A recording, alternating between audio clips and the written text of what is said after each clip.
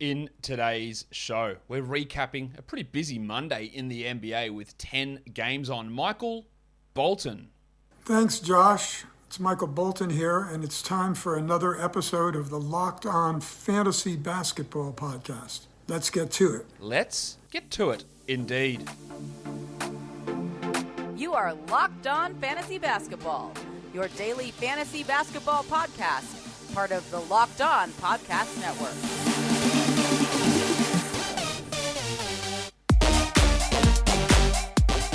Hello and welcome to the Locked On Fantasy Basketball Podcast, brought to you by Basketball Monster. My name is Josh Lloyd and I am the lead fantasy analyst at basketballmonster.com and at Yahoo Sports Australia. And you can find me on Twitter, as always, at redrock_bball and on Instagram at Locked On Fantasy Basketball. This episode is brought to you by TrueBill. TrueBill is the new app that saves you money by helping you identify and stop paying for the subscriptions that you don't want or need, and can even negotiate better deals on those that you want to keep. Thank you also for making Locked On Fantasy Basketball your first listen every day. We are free and available on all platforms. We've got 10 games. We're going to talk about them today. We've got news to get to. No Watfo today, no elaboration today. Do them on the low volume days, which is tomorrow. So if you do have a Watfo for tomorrow, drop it down in the comments below and be on the lookout for a poll on elaboration as well. So let's talk news, straight into it, the news now.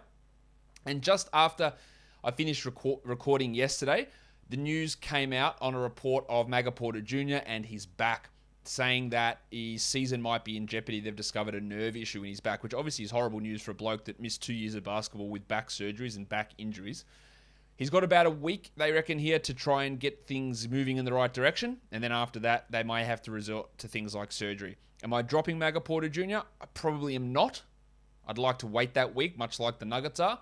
But if we're still hearing nothing after a week, then yeah, it is moving in that direction where you can move on. And I think that, yeah, if I was putting Watfos on this one, what are the odds that Michael Porter plays again this season? I would say it's less than 30 that he plays. So if you wanted to make, that's based on just trajectory, history, and guessing. It's not based on any information or sourcing or anything like that. So if you wanted to drop, because there was someone out there, a hot free agent that you needed to add, I can understand taking that risk. Personally, I would hold on Porter, but I can see taking that risk, and I don't think in the end you'll be proven wrong by dropping him at this point. Derrick Rose, dealing with an ankle injury. He could be out tomorrow. He's questionable there, so let's just keep an eye on that on a low-volume day. Killian Hayes is out for the next 2 games at least with that thumb wrist issue that's been bothering him. That obviously elevates your mate, Corey Joseph. He becomes a good stream option in that scenario. Rui Hachimura and Davis Bertans, they have joined the Wizards G League team. So I guess returns for both of those guys are coming up in the next couple of weeks. That's great news, especially on Rui. The confusion of, I guess, as to how he fits in the rotation still is there. We don't know how that's going to work, but it's good to see him coming back. And then, of course, the big suspension news. LeBron James has been suspended for 1 game. Fucking goat outside. It's just a goat. No, it's a fucking goat. And, of course, Alf Stewart. Is that you, Mr. Stewart? Well, who the hell else do you think it'd be? Get in here, you pair of flaming galahs. Yeah, Isaiah Stewart went for 2 games. They're always both going to be suspended, in my opinion. I don't love the optics of Stewart getting a game more than LeBron, but what he did, of course, was pretty reckless after the incident. And like I said on yesterday's show, if you just go and remonstrate with LeBron after the incident, no one would have cared. He would have got nothing. It was the calculated rush and just bowling over people on the court that was a terrible look and needed to get suspended. I would have thought a game apiece would have been fairer. Look, personally, I think NBA suspensions are always too lenient. I reckon you got to do 4 games minimum for this stuff. Get them a week out. 1 game is bullshit. That's how I view it anyway. But if you're going to give LeBron a week, I thought you should have given Stewart a week as well in that sort of situation. But that's not the way they went. So 2 games out for Alf. I don't think that Trey Lyles or Luka Garza are 12-team ads. I'd be looking more at Frank Jackson or Hamidou Diallo for stream options. I just don't think that Lyles or Garza are going to play more than 25 minutes. They might start the game with one of them, but it'll be low minutes, and they'll just run a lot of Jeremy Grant at center. So they might play 20 minutes each, Garza and Lyles, or 20 and 15 or something like that. Then you just get a ton of Jeremy Grant playing at center, and they'll go small. That would be my guess for those 2 games. So I wouldn't be rushing to add Lyles or Garza, but because it's a low-volume Tuesday, there is some stream value in having those guys in. Whereas for the Lakers, it'll be Taylor Horton-Tucker, more minutes and shots for Carmelo Anthony, making him a great option for Tuesday. Malik Monk gets a little bit of a boost in that scenario as well. So make sure Horton-Tucker and Melo, primarily, aren't sitting on your wire, especially for Tuesday's action. If we look at the top ads over the last 24 hours, number one is Jared Vanderbilt, up 20%. I think it's worthwhile, especially that he is locked into a starting lineup. The Wolves are playing really well. He's only really a defensive stats and rebounds sort of guy, but that can be useful enough. So pay attention to that. Kevin Huerter, old Fanta Pants, up 14%. That makes sense to me. He's a 12-team league guy. Alec Burks, good low volume game for him tomorrow, outplaying the diseased scrotum of Evan Fournier. He's worth at least an ad to see how it goes. Pat Beverly needs to be rostered everywhere, plus 10% for him. Patty Mills up 9%. He's at least worth a short-term look. Jalen Suggs up 6%. You know that I want to hold until after Thanksgiving, until the start of December, and see where it goes. He obviously has been up and down. And then PJ Tucker, top 100 player over the last 2 weeks. With Markieff Morris out, we're getting more usage for him and more minutes, and that is leading to some at least Royce O'Neal type 12-team value for PJ Tucker. On the drops side of things, we're looking at old Eric Bledsoe down 11%. I think that's pretty foolish to have that many people. I know he was shit house last game, don't get me wrong, but I think it's pretty foolish to see that many people drop him. Colin Sexton down 10%, of course. Chimezie Metu down 8%. Probably the right move, especially considering how Alvin Gentry looked in his first game coaching. Thad Young down 7%, sure. Duncan Robinson down 7%. I'm definitely on board with that. The big stiffy Bones Highland down 7%, sure, drop him. Chris Duarte down 7%, drop him. And then unfortunately the wave pool, D'Anthony Melton, you can drop him. He's also out for the next few games. I would imagine the rest of this week, Melton, with a groin injury. So outside of poor production, he's also not going to be playing. So I think dropping him, unfortunately, given the rotations there, is probably the right move. What was that sound? That sound was the sound of another sale through Shopify.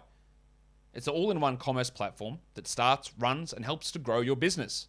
Shopify gives entrepreneurs the resources once reserved for big business, so upstarts, startups, and established businesses alike can sell everywhere, synchronize online and in-person sales, and effortlessly stay informed. Scaling your business is a journey of endless possibility, and Shopify helps you make your entrepreneurial dreams come true.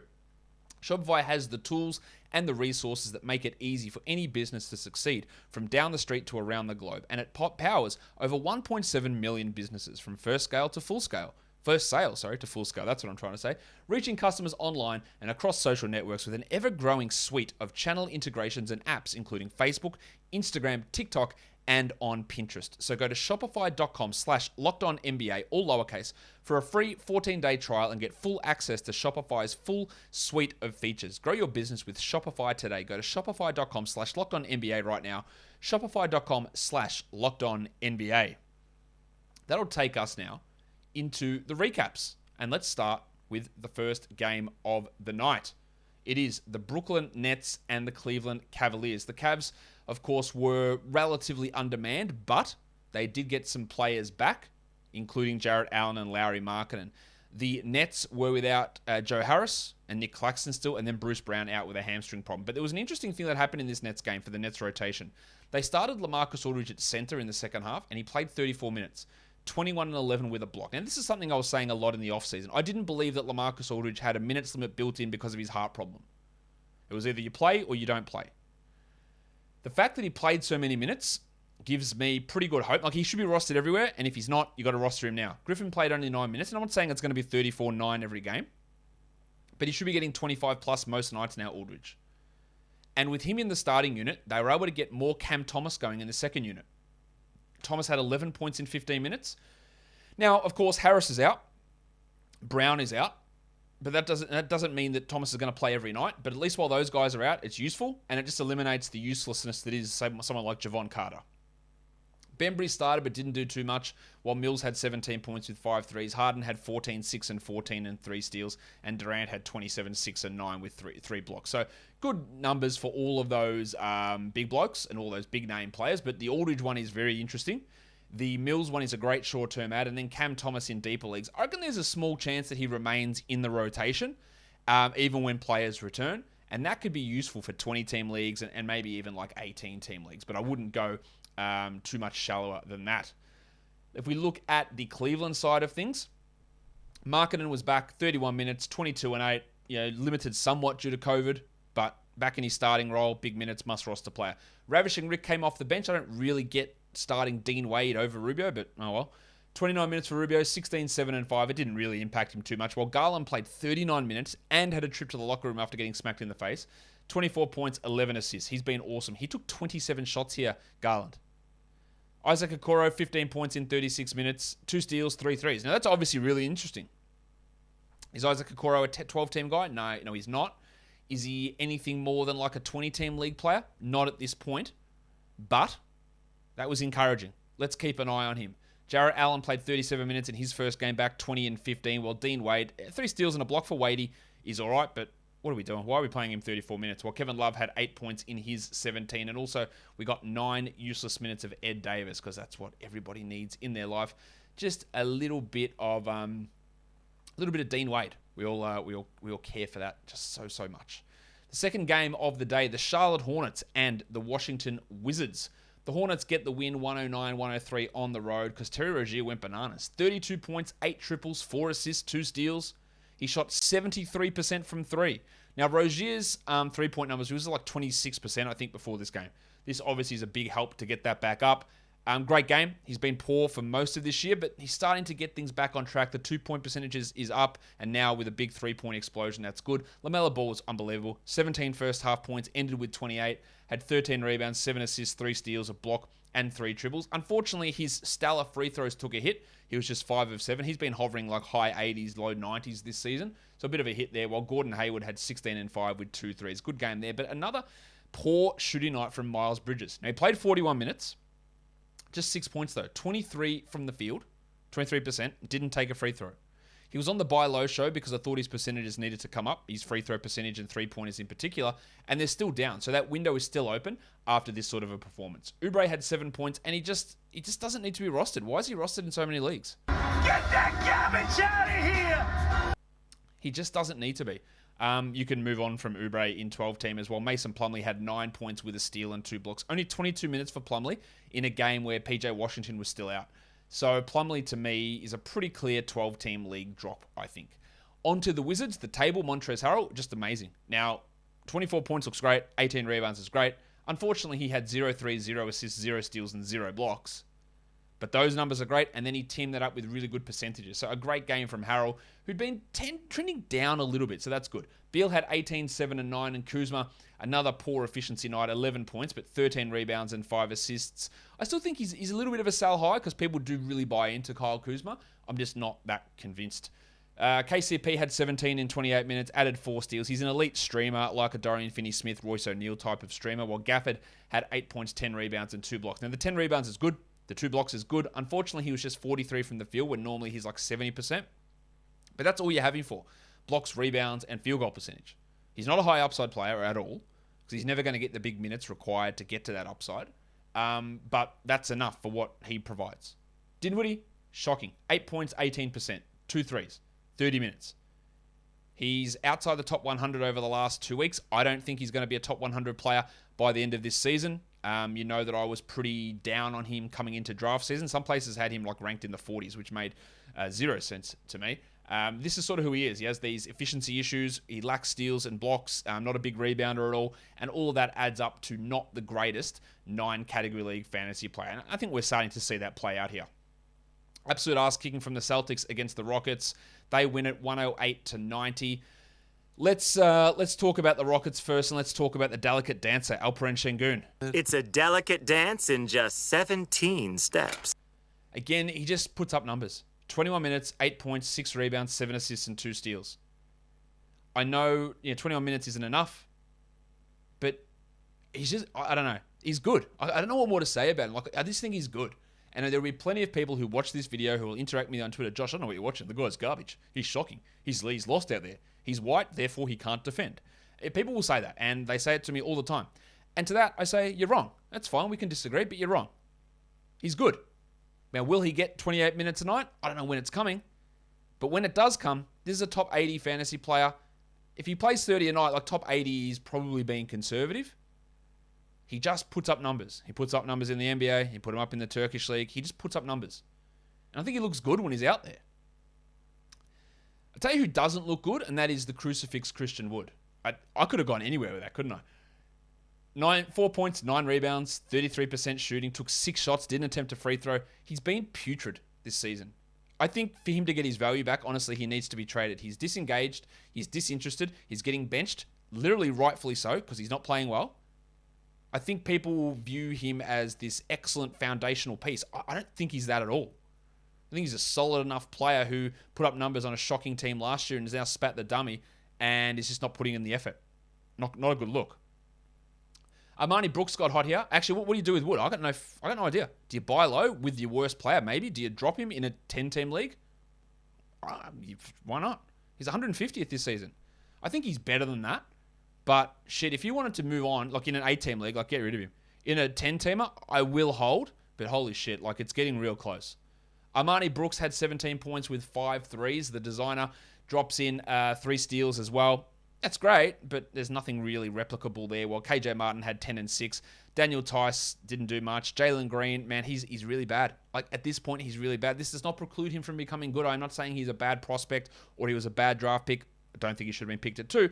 But at the moment, he's literally bad. He's one of the worst 5 rotation players in the NBA, I think. At this point in time, November 22nd, he's one of the worst NBA players in the league. Like he just is. He will become better. I am holding him still. Give me a couple more weeks, but it's really bad.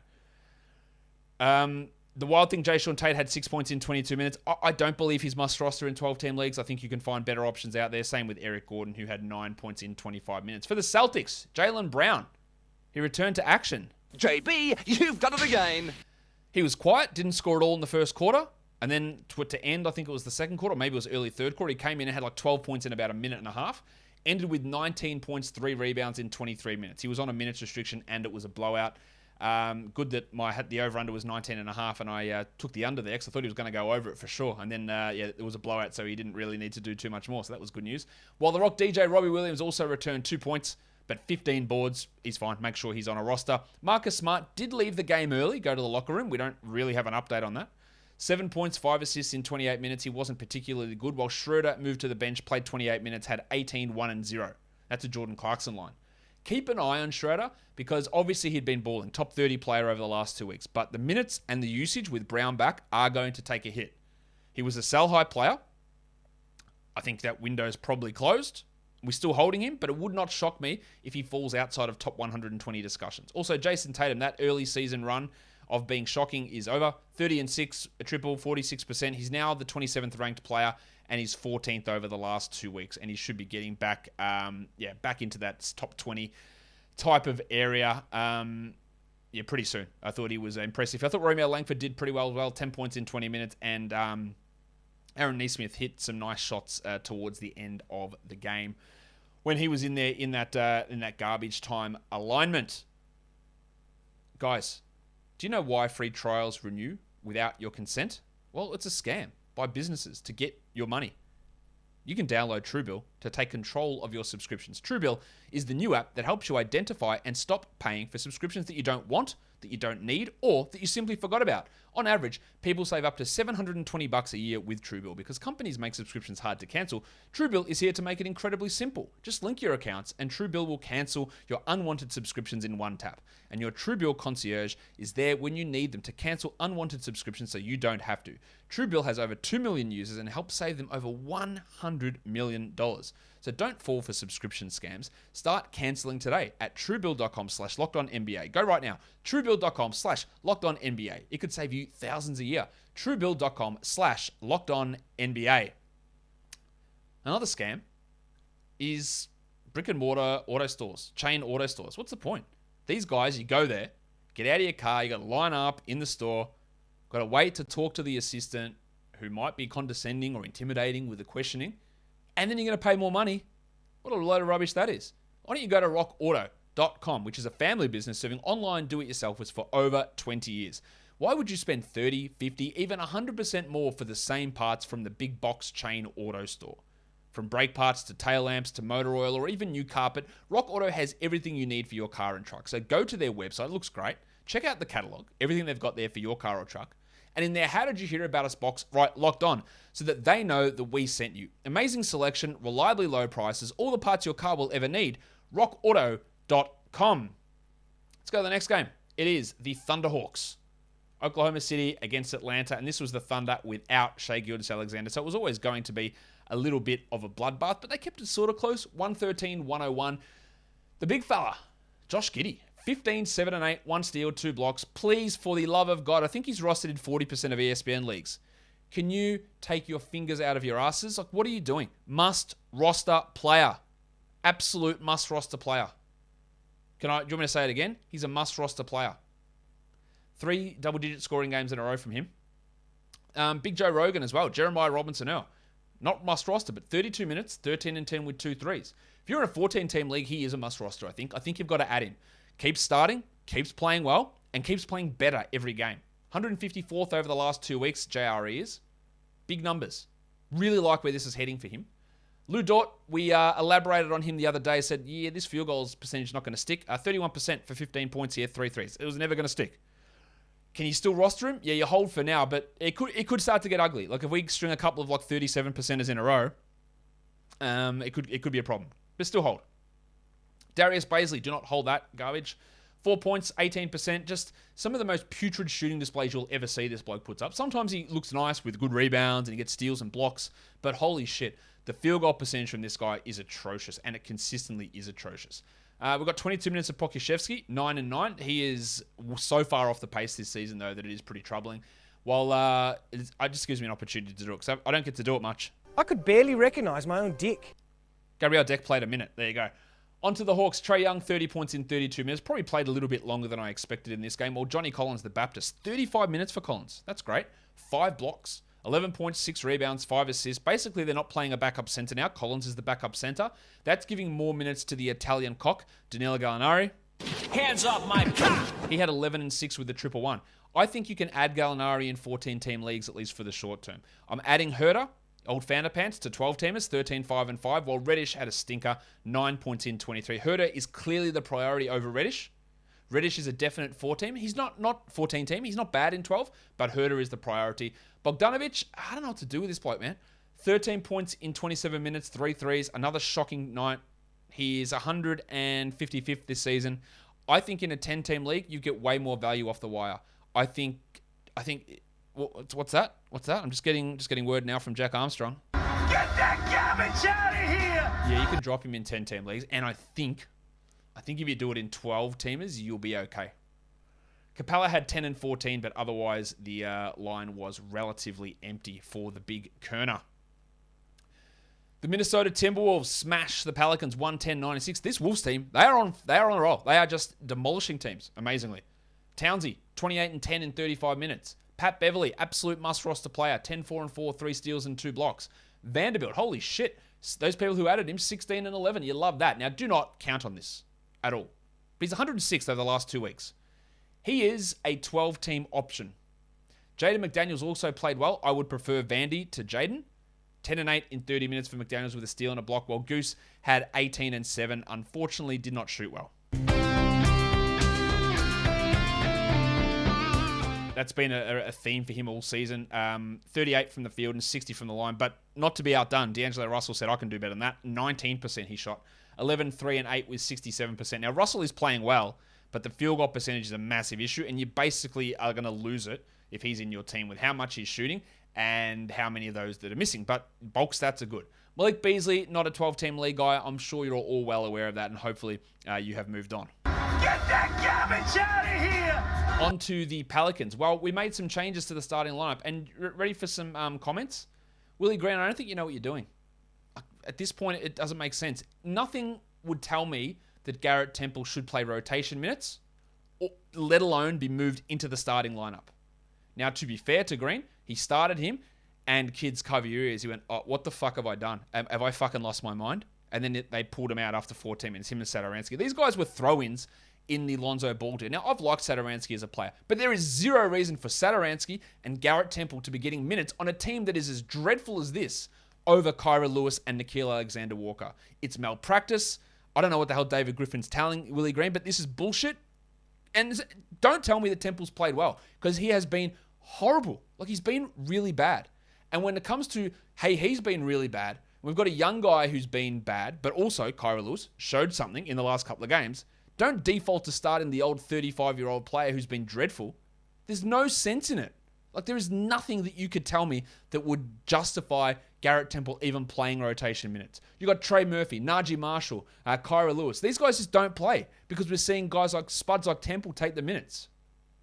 I don't think Green's a good coach. I know he doesn't have Zion. I still don't think he's a good coach. He's got plenty of time to prove me wrong, though.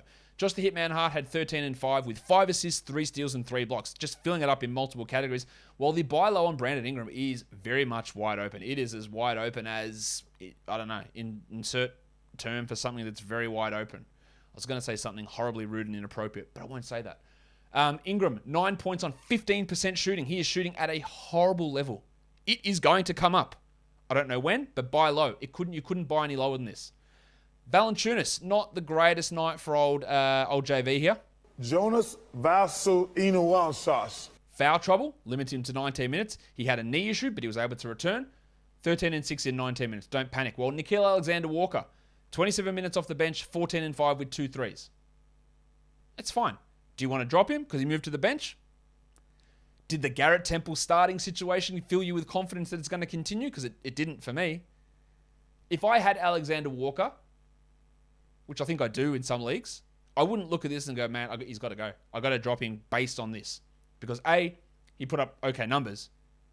B, Garrett Temple's dreadful. C, this team's a shit show. Things are going to change again. But given his production, I understand why he'd want to drop him. But this move does not necessitate that, I don't think. And then the other change they made was moving Jackson Hayes, who David Griffin wasted the 8th pick on a couple of years ago. Yep, I'll say it. You wasted it. You don't take a raw center at pick 8. He took him out of the rotation and started Billy Hernangomez. Now, Hernangomez is a guy that can put up double-doubles, and he did it here, 19-11. That's really solid, and he was good at that.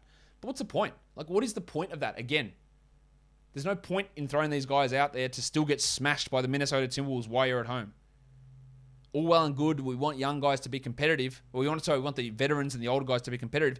You're not competitive. That's my problem with that theory. If they came in and started pushing them to wins, then I could get it. But it doesn't happen. It's like the bullshit in Houston. Lewis played 32 minutes. I guess that's a positive. 10 points, 6 assists. At some point, the minutes have got to push up for him. I'm really interested in adding him in deeper leagues, while Herbalife Jones, 31 minutes, 6 points, 5 rebounds. Like, you could be starting Lewis, Hart, Ingram, someone else I'm missing there. Valanciunas. Who was the other starter?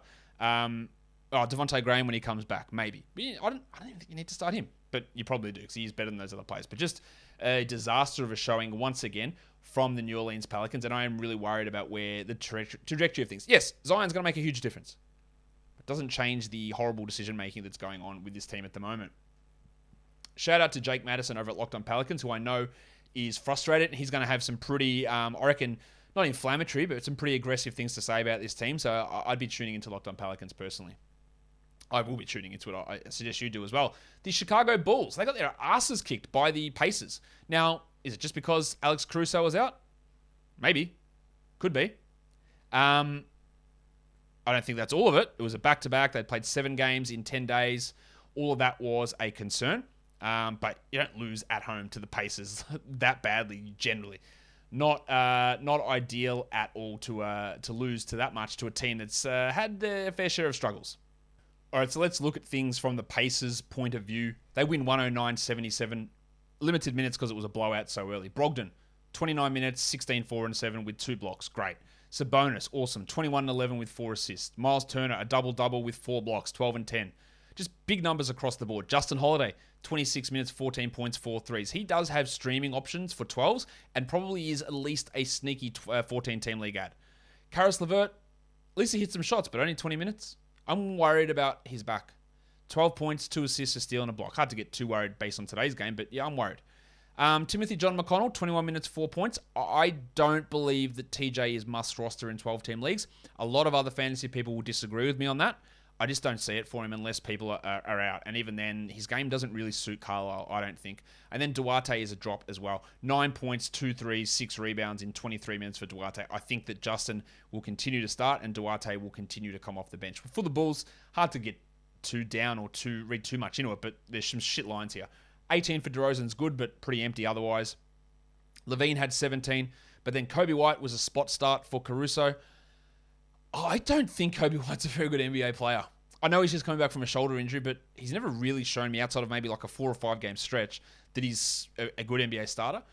4 points in 25 minutes, 20% shooting. He's not a 12-team league guy. He might be a 14-team league streamer. That's about it. While it was a stinker from Lonzo Ball. 0 points, missed all 7 of his shots and had 5 rebounds and 2 assists.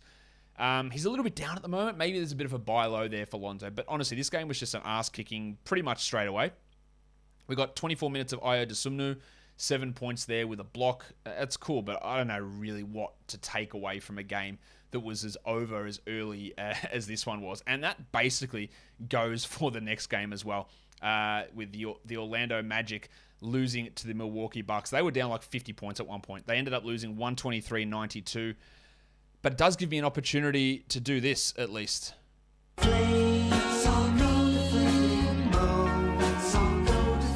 Mo Wagner got extended playing time. 24 minutes, 18 points, 3 threes, and 2 blocks. Don't read into it. Roderick Hampton Jr., 14, 8, and 5 with 2 steals. I don't know why Hampton has been so limited this season, but with Harris and Anthony out, we got good minutes. He might be a short-term out if those guys are out long-term or out for a few more games. 26 minutes for Akiki, 12 points.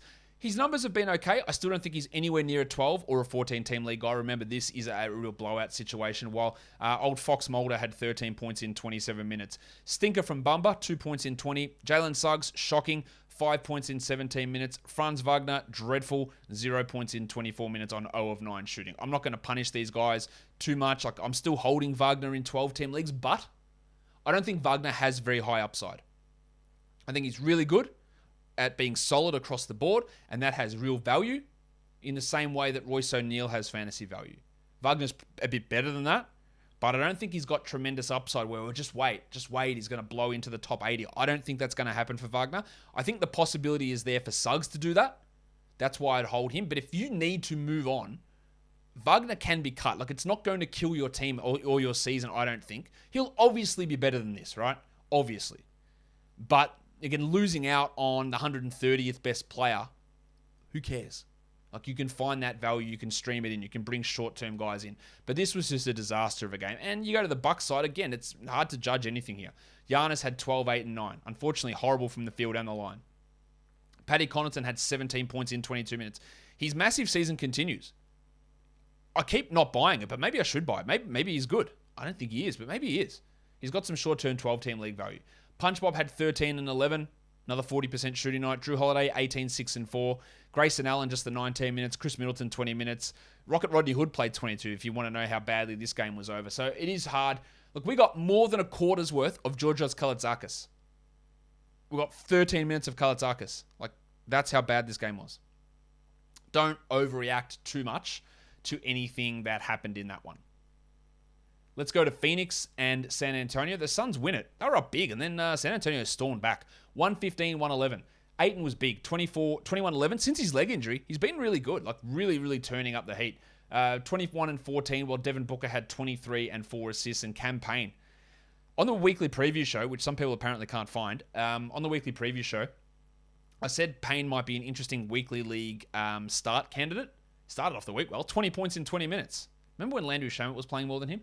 Shamet actually did play more than him. It said, remember to today, 11 points in 23 minutes for Shamet. He wasn't too bad here, to be fair. While Bridges, another poor offensive game for Mikhail. 5 points, but 6 rebounds, 3 assists, and 2 steals. Now, there are a lot of people who have asked me, is he droppable?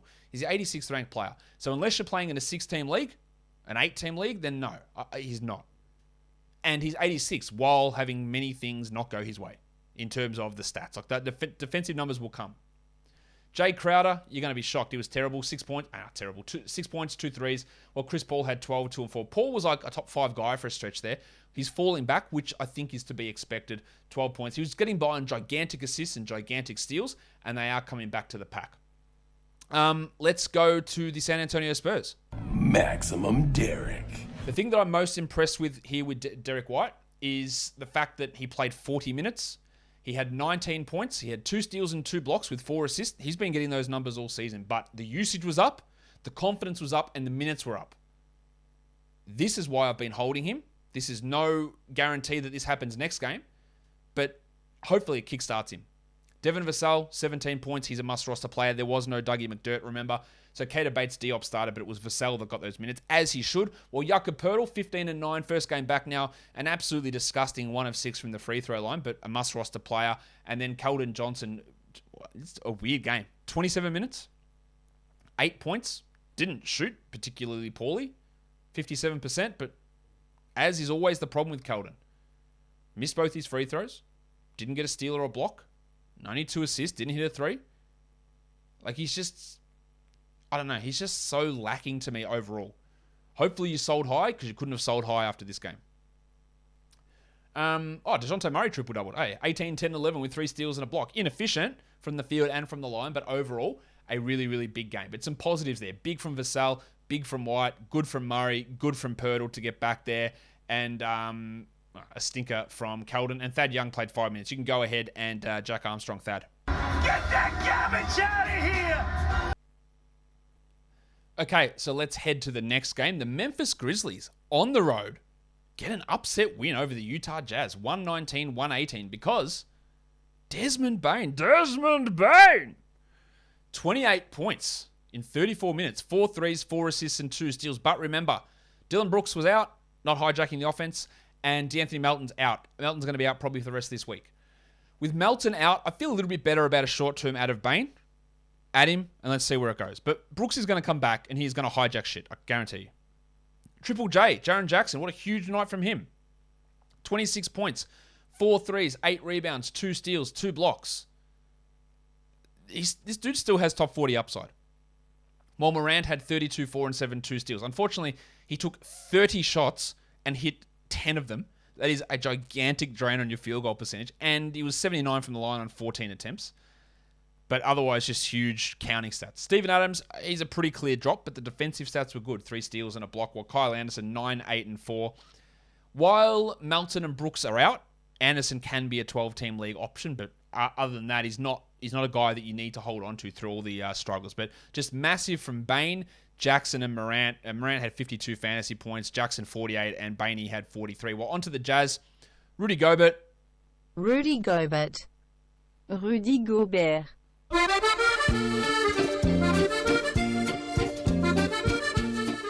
23-13, 5 blocks and 90% from the field and 83 from the line. It's just a huge night from Gobert. While Bojan Bogdanovic, who'd been missing, he had 24 points with 7 threes in 30 minutes.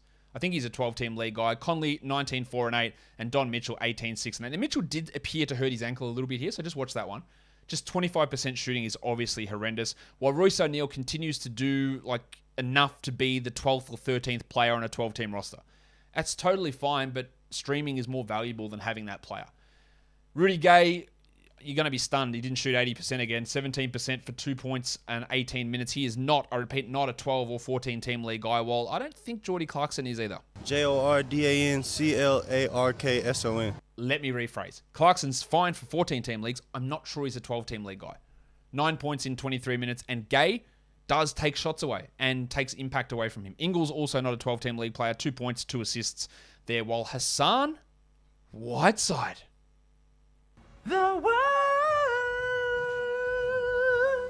he's actually doing pretty well in this role. 12 and 6, 2 blocks. At one of the most elite big man streamers you can find. If you need blocks, rebounds, field goal percentage, this is what he brings. You add him, you enjoy it for a game, and you move on. But he is filling his role like absolutely perfectly at this stage. And would you look what we have here? The Philadelphia 76ers, with a bunch of players out on the road, beat the Sacramento Kings despite the new coach. This is not to say that Luke Walton wasn't a bad coach, because he was. It's to say he wasn't the only issue. It's also to say that Alvin Gentry isn't a good one. The Sixers were without Ben Simmons, of course, Danny Green, Seth Curry, Toby Harris, Joel Embiid, all their starters from last year, and all their starters for this year, apart from Tyrese Maxey. They started Maxey, Korkmaz, Thibault, Niang, and Drummond, and they win on the road 102-94. That's pretty bad. Now, Drummond had 9 points. His efficiency still remains a mystery. 9 points on 38% shooting, but 23 boards, 1 steal and 3 blocks in 31 minutes. One of his better recent performances. When Embiid comes back, I don't see holding on to him, but this was good. Thibault, defensive specialist, we know that, but he added 15 points. 3 steals and a block is good, while Maxey, at some point, shooting was going to stop. And it did. But because everyone was out, the volume made up for it. 24 points on 36% shooting. He was 0 of 4 from 3. He added 2 assists and 2 steals and 4 assists. It's still a good line, but again, Embiid is going to impact this because he isn't going to remain a 50% three-point shooter, so volume is going to come down. Shake Milton had 16 points, George Niang 12 and 5, Korkmaz had 11 with 6 assists, and Isaiah Joe chipped in 11 points. But really a skeleton squad here. Getting the victory is huge for the Sixers, and then they'll start to welcome some of these guys back. Still holding Maxey, of course, but still a bit of a sell high. On to the Kings. Owen Gentry came in. First thing he did was decided to bench Chimezie Metu and keep him out of the rotation so that he could bring in Mo Harkless, and I don't know why. Harkless played 19 minutes and had 2 points. Obviously, he's not a fantasy pickup. He decided to play Marvin Bagley over Chimezie Metu. Now, Bagley played just 12 minutes and had 4 and 5, so don't add Marvin Bagley. But there's still a gigantic hole there at the 3 or the 4, depending on how you want to classify Barnes. And not much changed. We got 21 points, 9 rebounds, and 5 threes from Buddy Hield. He was on the Buy Low show earlier today because his numbers had been horrendous. They picked back up. De'Aaron Fox had 23 and 5. He hit 8 of 10 from the line. That's a surprise. Is that a coaching thing? I don't think so. Good to see him pick it up. The pencil, Harrison Barnes. Barnesy. Rough night for Barnes. Now, remember how high he was rolling? He's 66th over the last 2 weeks. That's sort of settling into the right area now. 10 and 5, 25% shooting, while Halliburton was a disgusting 0 points on 5 shots, 0-5, but added 9 assists and a steal, which helps his value somewhat there. Richaun Holmes, he did have to go to the locker rooms. That kept his minutes down, but he still ended with 28. That's a huge positive. I think we can expect, hopefully, Gentry's going to play him 30+. 18 and 8, 80% shooting. Despite only 28 minutes, it's a good sign that he played 28 despite having that trip to the locker room after getting hit in the face. That's a positive sign. The loss at home to a skeleton Sixers crew is a disgustingly negative sign. But we'll see what this means. Does Harkless keep in this spot? I don't know what Gentry's game is with that. They don't have too many options, let's be fair. Yeah, I think Metu was the... You know what? I want him to throw Lou King in there and see what Lou King can do, but I don't think they're going to do that anytime soon. Davion Mitchell continues to drop off in his production. 4 points in 25 minutes with 22% shooting, and the problems with shooting and efficiency are coming to the fore for him. He's just a deeper league steals guy. Still rostered in far too many 12-team leagues, and if you still have him in 12-team leagues, I'd love to know the rationale behind it. Let's look at the lines of the night now. For Monday, the monstrous line of the night goes to Rudy Gobert. The waiver wire line of the night goes to Ty Jerome, who had a bit of a step up with Shai Gilgeous-Alexander out. The young gun of the night is LaMelo Ball. Not really a surprise there. And then the dud of the night is Franz Wagner. We already talked about him. Just a stinking night from Wagner. And if you did want to drop him, I think it is okay. The top 10 players for 9 category leagues today. I got number 1 was Gobert, 2 was Rozier, 3 was Durant, 4 was LaMelo, 5 was Trae Young, 6 was Harden, 7 was Bane, 8 John Collins, 9 Jaren Jackson, and number 10 was Josh Hart. Your top 10 players rostered in under 50% of leagues. Ty Jerome, don't worry too much about that. Armani Brooks, don't worry. There's just so many blowouts today. It's hard to judge any of this. Billy Hernan-Gomez, all right, deeper leagues maybe. Danilo Gallinari, 14 teams. KCP, 14 teams. Okoro, probably 16 teams. Jared Vanderbilt, 12 teams. Mo Wagner, disregard. RJ Hampton, maybe 16, but hard to say with the injuries in the backcourt there. And then Cam Payne, who's an interesting 14 to 16 team league guy. And then for points leagues, the top 10 players today were Ball, Murray, Durant, Gobert, Morant, Jaren Jackson, Drummond, Harden, Towns, and Terry Rozier. That will do it for today's show, guys. Don't forget, leave a Watfo for tomorrow down below. Follow this podcast on Apple Podcasts, Google Podcasts, Stitcher, Spotify, and on the Odyssey app. Check out the Locked On Bets podcast as well. And if you are on YouTube, give me a thumbs up, subscribe, leave your comments down below. Guys, we are done here. Thank you so much for listening, everyone. See ya.